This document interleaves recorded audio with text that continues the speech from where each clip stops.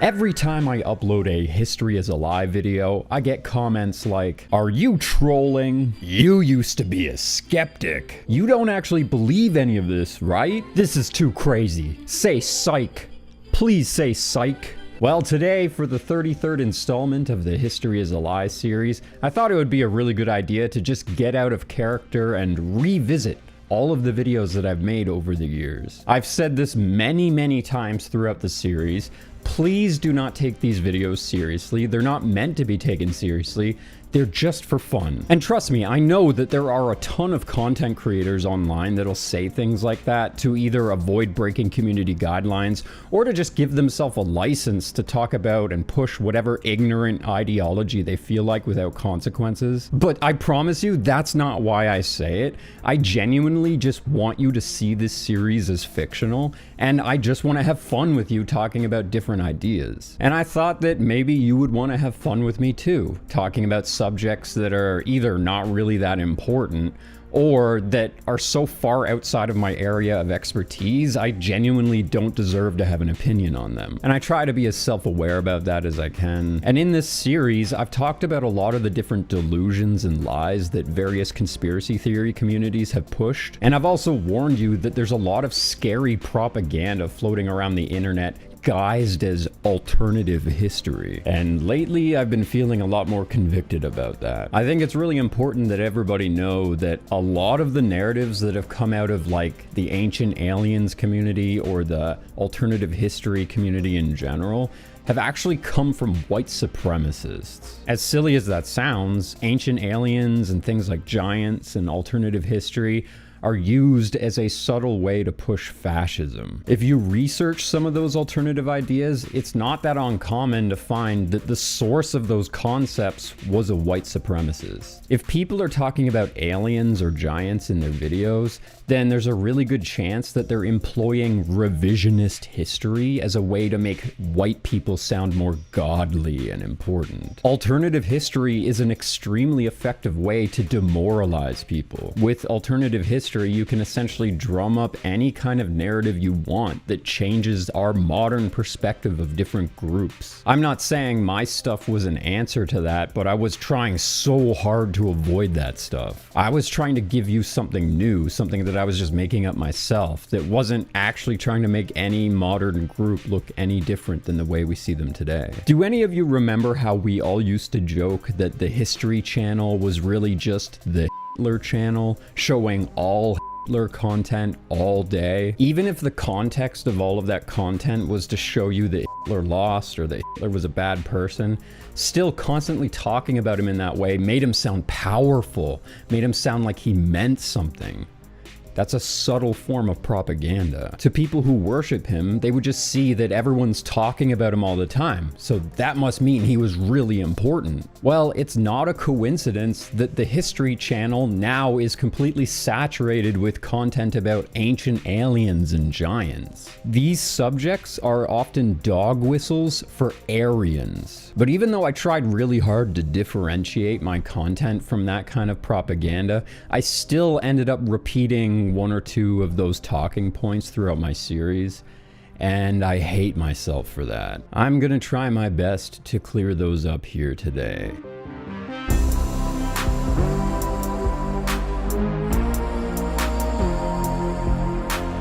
I've been doing the History is a Lie series for almost exactly 5 years now. I've discussed a lot of different alternative ideas, and I've presented you with a whole bunch of different thought experiments, focusing mostly on historical enigmas that don't appear to have explanations within the official narrative of history. And I've talked a lot of absolute nonsense over the years, just stuff I was making up. Just in my attempt to make fun, entertaining videos, presenting you with things that you might not have thought about before. And for the most part, this has gone pretty well. I've really enjoyed all of the unique concepts and philosophical mindsets that people have shared in the comments over the years. And I've especially loved the respectful debates that we've been having with each other. It's time that we finally recap all of the videos in my series in a much more objective way. Episode 1. History is a lie? The first episode is probably the best example of what I'm talking about here, because this was only really meant to be an introduction to the idea of alternative history. This video is mostly just to give you context for the kinds of things that I'm going to be talking about in future videos, but also it's to give you a reference point so that you understand the difference between my narratives and the more popular narratives that you'll see floating around in the internet. In my mind, what I wanted to do was challenge the ideas being presented to you by the conspiracy theory communities, the Mudflood community,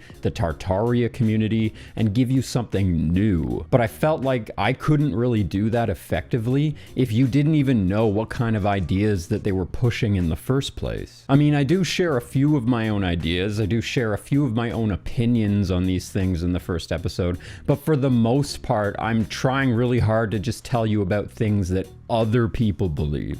And I'm trying to frame it as things that other people say. And if you were paying attention to the entire series, you probably noticed that in later videos when I start to share my own opinions, they're wildly different from the kinds of things I talk about in the first episode. I even go so far as to contradict a lot of the information that I say in the earlier episodes. One thing that is me though, is I do talk about the age of the Sphinx being one of the motivations that got me into alternative historical thought in the first place. That part is true. That was the very first historical enigma I ever came across when I was really young. It was back in like 1993, 94 when I heard it for the first time. That's when a group of geologists suggested that the extreme water erosion on the quarry walls around the Sphinx would have required so much time that it's likely that the Sphinx could be much older than the pyramids themselves. In fact, the Sphinx site could be much older than the dynastic Egyptians entirely. Of course, obviously, as I got older, I looked at a lot more information that both confirms that theory as well as debunks that theory to give me a much more objective perspective on that subject. So as it stands, I still think that it's an interesting enigma,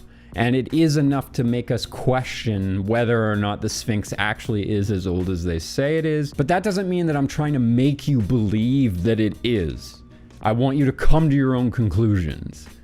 Ta-da, that's the point of the series. The thing that I disagree with the most in the first episode of History is a Lie is the whole Tartaria concept. The whole Tartaria conspiracy theory narrative that gets pushed online, as far as I'm concerned, that's probably just Russian propaganda. To summarize this, Tartary was the name given to a large region of Asia and the Middle East to imply that the region was wild and the tribes of people living there were disorganized and maybe even uncivilized. Most of the information about this region during their time was erased from history by the Russians and the Chinese. It's really common with revisionist history for the conquering nation to either erase the history of the people they just conquered or to absorb it as their own and pretend that those are their accomplishments. They want you to believe that the history and the ethnicity of the people that lived there was homogenous with the ideology of the group that took them over. The Romans did this a lot. The Tartarian people did have many emperors over the millennia, and Tartaria was a much more foreboding and worldly power than you might have imagined. But the Tartaria conspiracy theory community clearly cannot tell when they're being sold obvious propaganda. Like, it's such complete bullshit,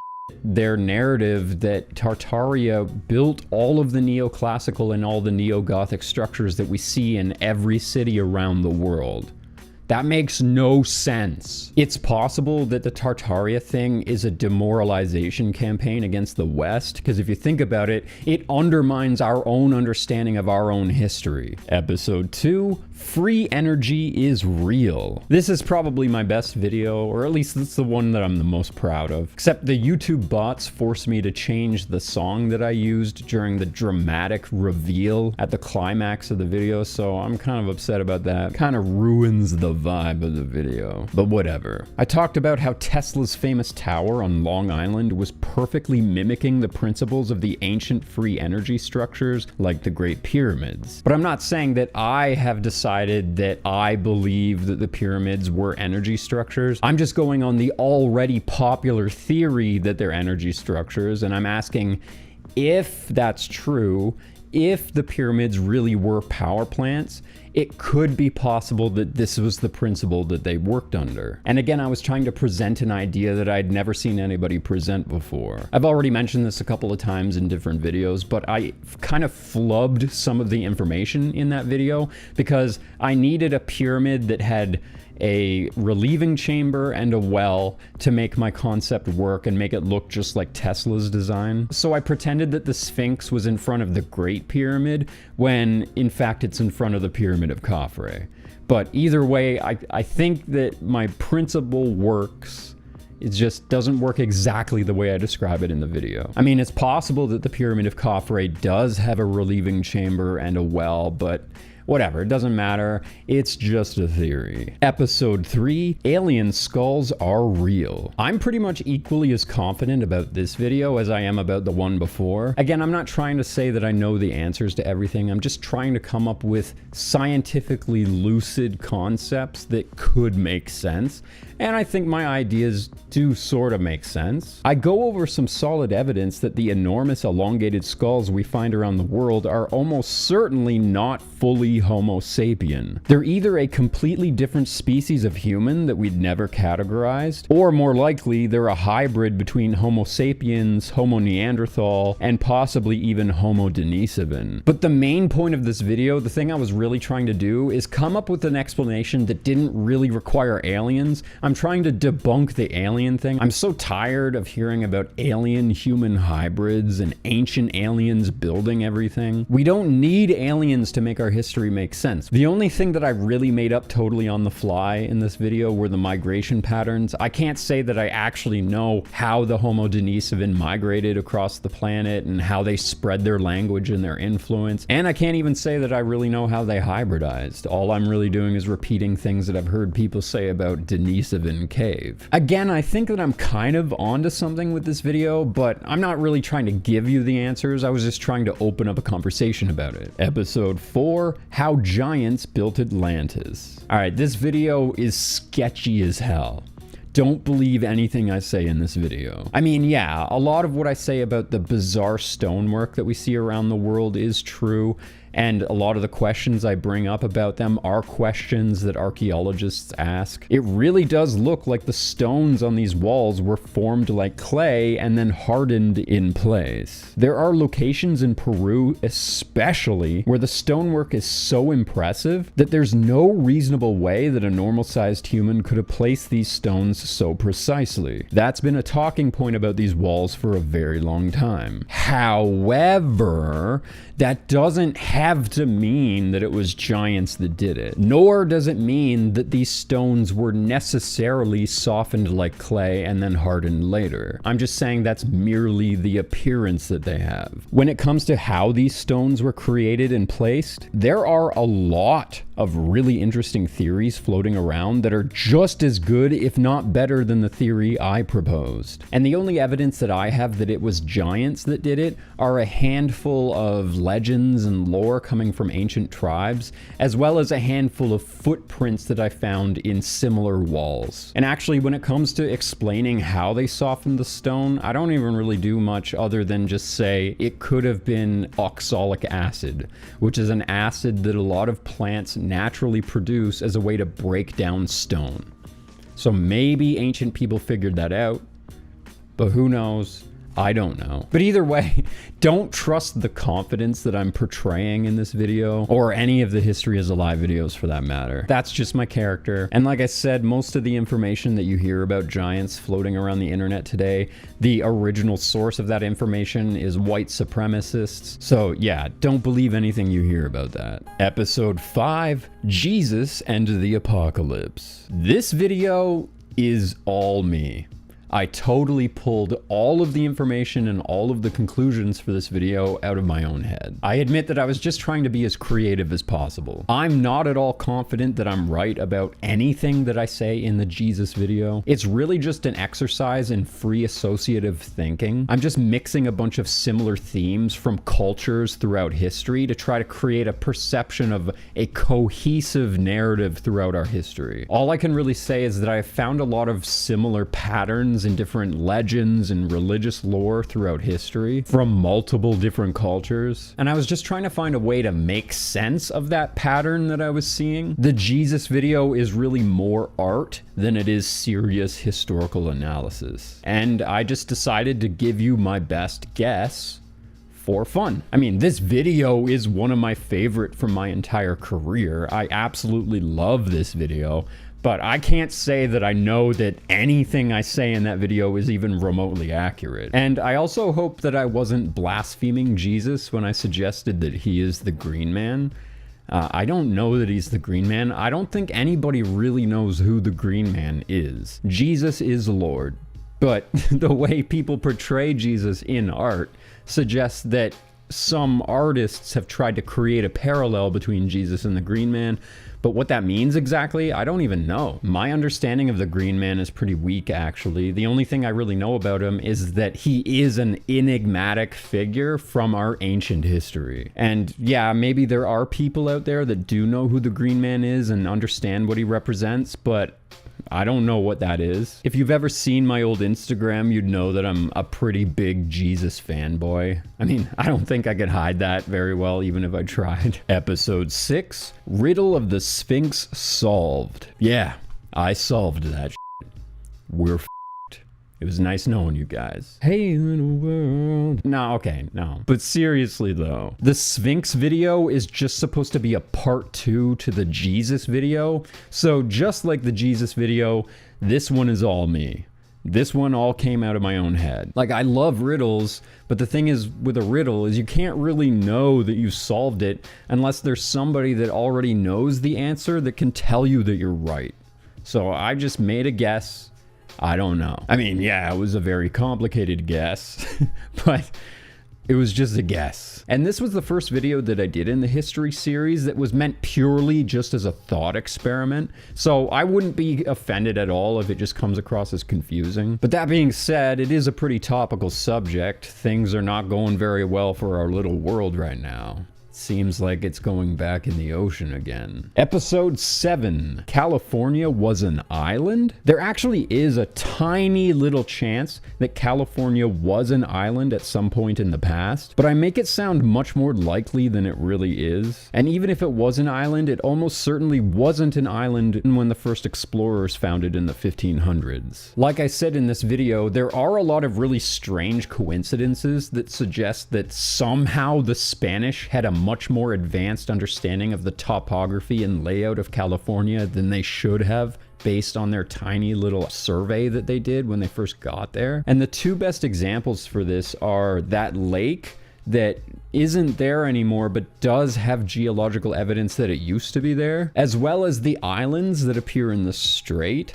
They seem to match up with the tallest mountains that are in that region today. But again, it doesn't make sense that this island would be the layout that the first Spanish explorers would have found when they got there in the 1500s.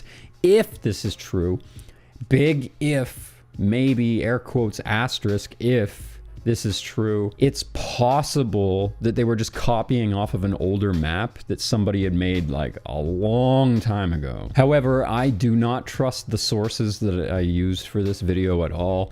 I actually found out later that one of them was a white supremacist, which made me super uncomfortable and never want to talk about the subject again. I think what's important to remember is that the main reason why the Spanish were even perpetuating the myth of the island of California in the first place was as a way to delegitimize Mexico's claim over the land. They just pretended like, oh, you can't have that land because it's not even part of the mainland. So a lot of the people that would want to perpetuate that myth today would likely be people who are not very pro-Mexico or are not very pro-Mexican.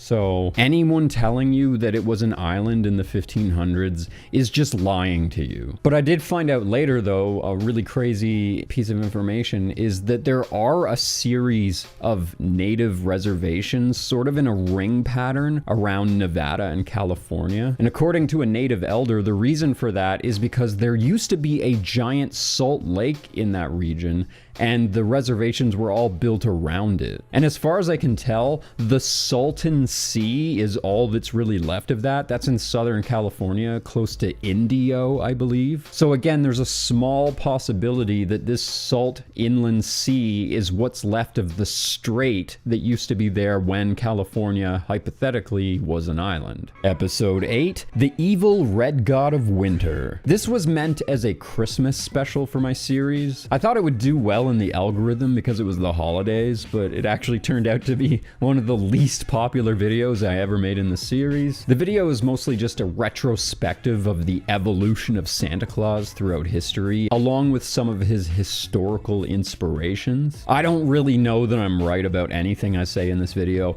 but I do think it makes a lot of sense that Santa Claus is an evolution of the Holly King, who was the enemy of the Oak King, and the Oak King was a later evolution of the Green Man archetype.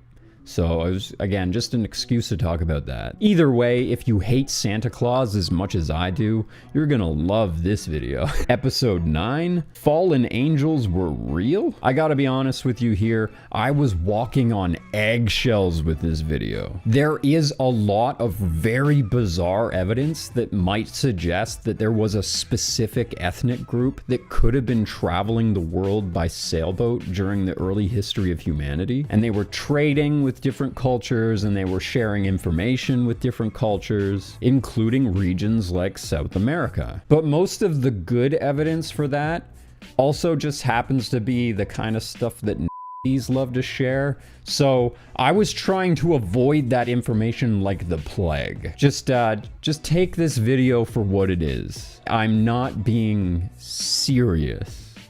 Okay. Episode 10, Satan, Our Lord and Savior. Yeah, this video is borderline trolling. I realize that there's a lot of information in this video that is probably not true or is totally up to interpretation. It could mean something totally different. We're talking about a lot of scripture here. But the main point of this video was to sort of open up the conversation to the idea that there might be a such thing as a good Satan. In the video, the point I was making is that the word Satan is not referring to a specific person. It's just a title meaning blocker. Jesus even calls his first disciple Satan at one point. So whenever the word Satan comes up in the Bible or in biblical discussion, it's not always referring to the devil. I'm also really into Gnostic philosophy, and in the Gnostic belief system, Yahweh is the evil one. So I was going off of that premise. If Yahweh is evil and he is calling somebody a Satan, maybe that person is just being a Satan to him, not to us. So I suggest that perhaps Lucifer could be one of these people that's not actually evil, but was just going against Yahweh. Which I realize is an extremely provocative thing to say and is damn near offensive. I'm not a Luciferian. I sure as hell don't follow Lucifer. But I know that there are a few people that do because they believe that he was actually trying to help humanity. But I think maybe the most important thing to address about this video that is definitely just something I made up, is I suggested that it's possible that Jesus could have been the return of Lucifer. And the only evidence that I really have for that is that in Isaiah, an angel talking to Lucifer refers to him as the morning star, son of the dawn. And then in Revelation, Jesus refers to himself as the morning star. And I said if Jesus said that, he would have known that the only other time that that was mentioned in history was in reference to Lucifer. So he must have known that he was saying he's Lucifer. But again, Lucifer is just a title. Lucifer is not the name of somebody. Lucifer actually is the translation of morning star, light bringer. But even worse than that is not only could that be a misinterpretation, but there's actually evidence to suggest that that line in Revelation where Jesus says that he's the morning star, that could have actually have been added later and was not actually an original line in the book. So again, I'm sorry, Jesus. I love you. I didn't mean that. That line might have been added by the Catholics as a way to create confusion about who the true King of Kings is. I don't know. Episode 11, The New World Order. This video is mostly just poetry. It's kind of a combination and a recap of a bunch of other things that I've talked about in earlier videos. And the whole point of the video was just to make the assertion that it's possible that the United States could be the modern day rendition of Mystery Babylon. But that's just one possibility. I don't know that I'm right about that because it could be a lot of different places. It could be the Vatican. It could even be a Middle Eastern power, which actually is a much more likely place for the Antichrist to come from. It's hard to say, but the video is fun, if nothing else. Episode 12, Image of God Revealed. This video is pretty good. I think that I might actually be onto something about the idea of the squatting man figure being a prolific figure that perpetuated and persisted throughout history and manifested in several different characters like Hercules or the Archangel Michael, or even the image of Jesus on the cross could be inspired by the squatting man. Really, I just wanted to address one crazy thing that I did in this video because a lot of people commented on it. At the end of the video, I say, "This is Lucifer, the Messiah of every religion." I'm not saying I am Lucifer. I'm saying this is. And then the things I was saying. Not me, this. Okay? Okay.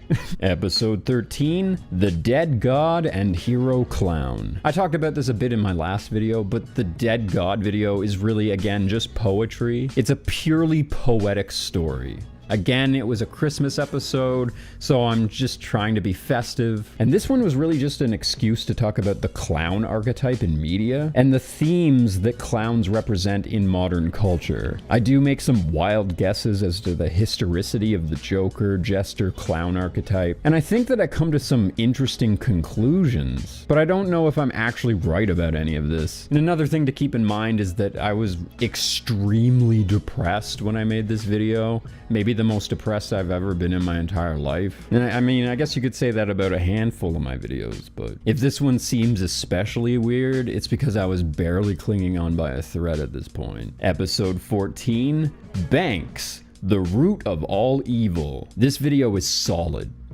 Watch it. Again, it's poetic and I sort of take some liberties, but the overall point that I'm trying to get across in that video is very important. And I explain a lot of things that you might not have even heard before. Episode 15, Slavery Never Ended. Same thing, solid video, must watch.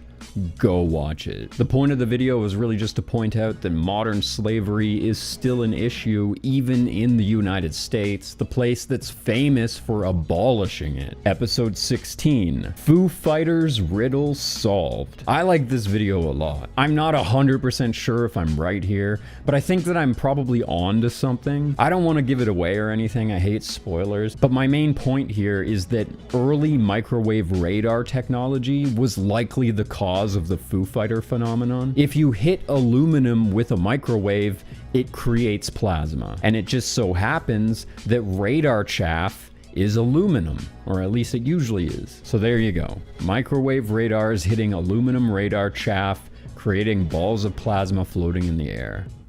It's actually makes a lot of sense. Episode 17, The Real Superman. This video was just a recap of 3 other videos I had done before, and it was just an excuse to brag about how smart I am. Obviously. More or less, I had done 3 videos talking about how I think that a handful of different hero figures that we see throughout history are all actually representative of the same person, both a character that we see grabbing his junk, as well as a character we see holding back animals. And then after I made those videos, archaeologists unearthed an 11,000-year-old piece of art that depicts a man doing both of those things. So I'm not saying I'm smart. Let's just say I was very proud of myself. I'm not saying that I know what those things mean. I'm just saying that I was able to see that pattern and make that connection myself before we found something that actually depicted that. That's all I was saying. Episode 18, Weightless Stones Riddle Solved. So I can't say that I know that I'm right about this one. I don't know. But in this video, I propose a theory that if ancient builders were somehow able to make stones vibrate with sound, that would have, in theory, been able to allow them to move those stones much easier. that functionally those stones would have seemed much lighter. Now, obviously, I don't know if that premise is actually true. There's no way to prove that ancient builders were able to make stones vibrate with sound.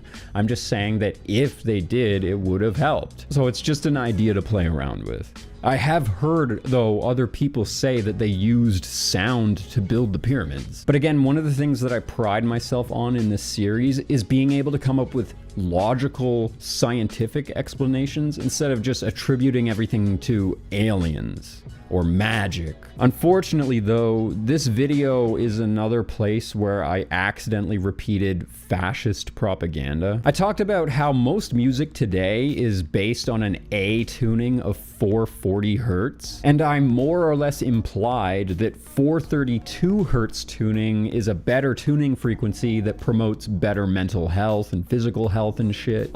Turns out, that is literally Italian fascist propaganda. The entire argument was created by Lyndon LaRouche. See, 432 hertz just so happened to be the favorite tuning frequency of Italian composer and opera master Giuseppe Verdi. And that was all part of a feud that he was apparently having with other composers at the time, because the tuning frequency seemed to be continuously incrementally raising more and more. Lyndon LaRouche, in an attempt to create some sort of a fascist utopian homogeny, decided that 432 hertz was the best frequency because it has something to do with the natural rhythms of the earth and life and humanity or something, which is definitely up for debate in and of itself. And using Giuseppe Verdi as his example, Lyndon LaRouche ended up convincing a whole bunch of different Italian opera singers and composers to sign some paper saying that 432 was the optimum frequency. And in this process, he was really just trying to create some sort of Italian national pride over a tuning frequency. The thing is, there very well could be an optimal tuning frequency.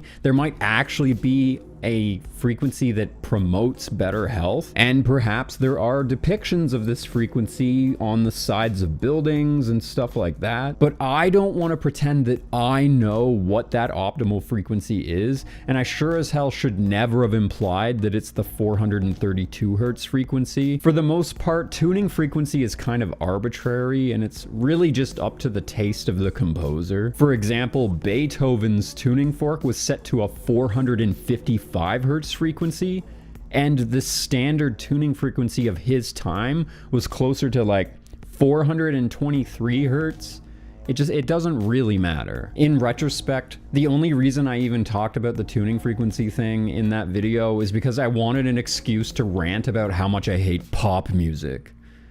I really hate pop music. I should have just said that. Episode 19, Artificial Intelligence Already Won. That's a good video, one of the most important that I ever made in my entire career, in fact, so go watch it. Episode 20, Cattle Mutilation Riddle Solved. I'm kind of worried that this video got me put on some kind of a list. I don't know that I'm right about this one either. In fact, I'm gonna go as far as to say that I'm not actually trying to give you a conclusion that I believe is true, but I feel like I make a really good case for one of the ways that the cattle mutilation phenomenon could have been perpetrated, and more importantly, why it would have been done. But this video, again, is just for entertainment. Don't take it seriously. I don't really know what I'm talking about. Like I was saying, the point of my series is to try to come up with explanations for things that don't require aliens or magic or supernatural explanations. So if it wasn't aliens, who else could it have been? Episode 21, Columbus, the worst person in history. This video barely even qualifies as an episode of History is a Lie. It's nothing like any of the other episodes. This video was less about addressing historical enigmas or lies in history, and it was more about addressing Americans' strange complacency with their place in history. The strange attitude that Americans display in the face of the horrors of their own history. The whole, well, that's just the way it is attitude that most people employ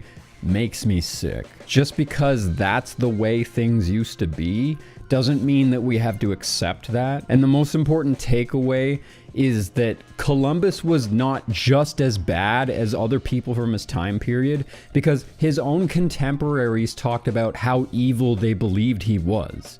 He was one of the most evil people of his own time. I can't really say that I know that Columbus is the worst person in history, but I'm just saying that if you compare the way that he's celebrated to the reality of the man, it's a pretty bad difference. Episode 22, MK Ultra Mind Control. I don't think that I really present anything groundbreakingly different in my episode about MK Ultra that you haven't already heard in a million other videos about MK Ultra, except for maybe the Canadian perspective, because, you know, that's probably not something that my American audience gets much exposure to. A lot of the information about MK Ultra and the experiments that they did is pretty old hat now, but I'll admit that I was pretty nervous about uploading that video, though.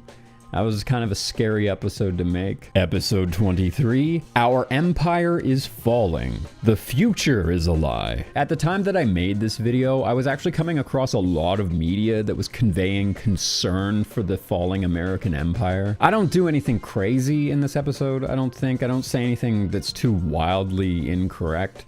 But I do think that I was being too much of a doomer in this episode. I didn't need to be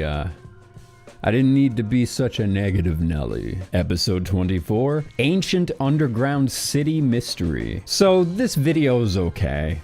I'm actually not too proud of it, to be honest. Really, I oversold the whole importance of specific underground city sites. The oldest underground city that we know about began construction about 10,000 years ago. However, most of the existing complex that we see today is not that old. That complex had actually been expanded multiple times throughout the millennia, and I totally failed to communicate that in the video. I make it sound like the whole thing is 10,000 years old, which would be impressive, but it's not true. The real mystery of the underground city phenomenon is, why are there so many? Like, why are there so many? That's crazy that there are so many, and that they go so far back in our history. Why? And you can see, because I don't really have a good answer for that, that's why it's not really my favorite video. Episode 25, was the moon landing fake? This is an argument that you've probably heard a million times by now. The moon landing hoax hypothesis is one of the most prolific and controversial conspiracy theories floating around today, and people are extremely sensitive about this subject. So I apologize to anybody that I offended with this video, but again, like all my other videos, I'm just trying to be entertaining here, just trying to have a fun conversation. And this is another one of those videos where I try really hard to imply that a lot of the information that I'm conveying are things that other people believe. They're things that other people have said. And I wasn't really trying to communicate my personal beliefs. Though there are a few things that I do find strange, like the film thing. It would be nice to get a good answer as to how they ended up getting that Hasselblad film through the Van Allen belt without it getting overexposed to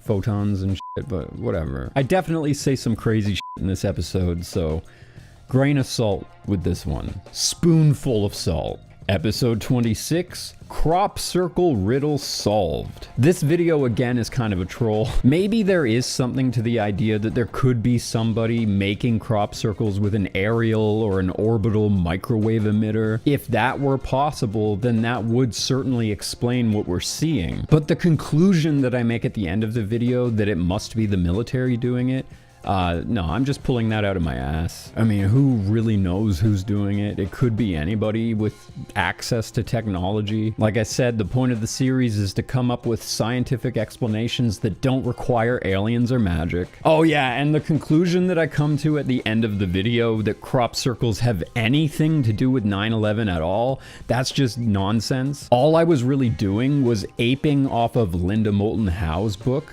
Linda Moulton Howe is the one that suggests that crop circles have a connection to 9/11. So yeah, that final line in that video is supposed to be a joke. I really hope that that was obvious. But again, crop circles remain an enigma. It could be anybody doing it. I mean, for all we know, crop circles are being made by MIT students or some shit. Episode 27, Operation Mockingbird, The Media is Evil. This video more or less falls under the category of conspiracy theory slop content. Like, this is the kind of thing that Wendigoon would cover. I pretty much just repeat a lot of the things other creators have said about the subject based on publicly available declassified documents, and giving you information about various ways that three-letter agencies have manipulated the American public through television propaganda. So, unless you've never heard about this before, I don't really provide you with anything new. Episode 28, was Yahweh really the devil? This video is about Gnosticism, and it's about showing the difference between the behaviors of Yahweh and Jesus. There are several theories as to why Yahweh and Jesus are so different. There are even different forms of Gnosticism that have different answers to that. Hell, this is something that even the church has been debating for a really long time. Some Gnostics argue that God has evolved over time as humanity has evolved, and God has developed compassion, empathy, and love. But the problem with that theory is that Jesus tells us that he's a perfect mirror of the attitude and behaviors of the Father, and Jesus also tells us that the Father is the same yesterday, today, and tomorrow. So if the Father is the same as Jesus and the Father never changes, then Jesus probably wasn't talking about Yahweh when he said that. The most popular Gnostic theory is that Yahweh is somebody different from the Father. Yahweh is a demiurge named Yaldabaoth. Like, if you want to get an idea of the difference between the Father and Yahweh, one example I can use is that Yahweh tells us an eye for an eye, and Jesus tells us an eye for an eye leaves the whole world blind. That's an example I did not put in the video. Episode 29, Transhumanism and the Singularity. The future is a lie. This video is pretty good. It's not one of my best or one of my most entertaining, but the whole point of this video was just to show how transhumanism is the modern evolution of eugenics. So if you want to know more about that, you probably should watch that one. But again, it's one of the least popular videos I did in the entire series. I think it might actually be the least popular. Episode 30, The Chaos of KEK. This video is really just a bunch of nonsense about meme culture, as well as an exploration of some of the chaos that came along with the rise of Trump and Musk's popularity in politics. Consider this video a bunch of poetry as well. It's just my opinion on the dangers of online communities and echo chambers, as well as the dangers of spending too much time looking at our screens. I love this video, but don't take it too seriously. I'm just presenting a bunch of different ideas that I want you to think about. Episode 31, Shocking Discovery Under the Pyramids of Giza. This one's not really much like the other History is a Lie videos either. This one's actually just straight up a debunk of something that came out in the mainstream media. I just really want to take this opportunity to talk about how much I resent the way YouTube algorithms work and the way that they try to force us to use clickbaity titles. Like, it's such an insincere way to discuss and present a subject. But this site goddamn near forces you to use clickbaity titles as a way to get people to engage with your content. And I just hate that. It makes me feel so dirty. Anyways, this is a really good video. I like this one a lot. It's a really good debunk of the history hoaxing community as a whole. And it's a really good rant about the way that history hoaxing sort of destroys conversation around history. Episode 32, Are we in a soul trap? This video just came out, so I really haven't had a lot of time to think about it yet. But the idea here was that I wanted to make an argument for one very specific understanding of the afterlife. And in doing so, I kind of contradicted a bunch of things I made in earlier videos, which I know that's kind of confusing too, but I don't want you to see me as trying to present you with one very specific understanding of religion and the universe. I'm presenting you with a bunch of different standalone thought experiments that you can come to your own conclusions about. I don't know what I really believe about the afterlife. Part of the reason I made the video is because I wanted to hear what you guys thought. I wanted to bounce my idea off of you and see how it came back to me. I was really just hoping to open up a conversation about it and present you guys with a new challenge. And I have to say that I've really enjoyed the comments on this one. Thank you guys for giving me so much to think about, and not just with this last video, but with every video that I've uploaded over the years. Even when I come to the table believing that I've got everything figured out, I will almost always get comments from you guys that make me completely rethink everything I thought I knew about the subject. But that's why I do this though, to have these kind of debates, to be convinced of something different, or to have my mind opened up to something different. I always try to break you guys out of your philosophical comfort zones, and in return, you always break me out of mine. I love you guys. Thank you so much for 5 years of debating about history. I really appreciate all the conversations that we've had. And thank you so much to my patrons and my channel members for supporting my work. I could not do this without you. You're amazing.